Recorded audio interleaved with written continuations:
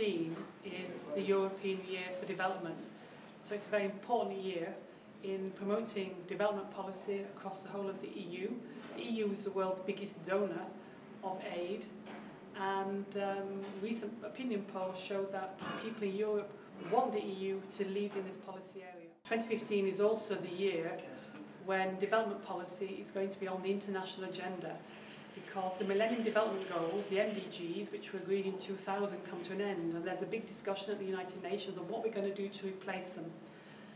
And there'll be a big conference in September in New York, of a UN summit of leaders from across the world, and we'll be discussing how to finance development in the future. And there's a big debate about the role of the private sector. Can we harness the private sector to help reduce poverty in developing countries, to help get more growth, create more jobs?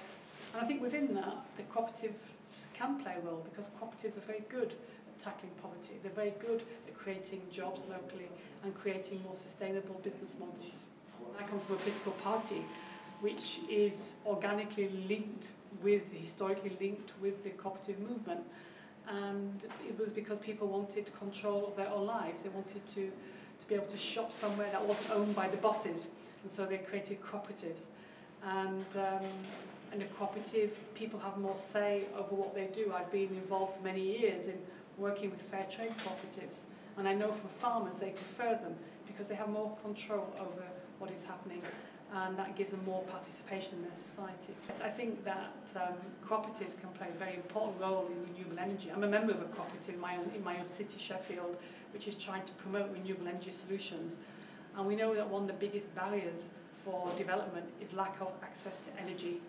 And I think smaller projects bringing off-grid energy to local communities is a very, very important way forward.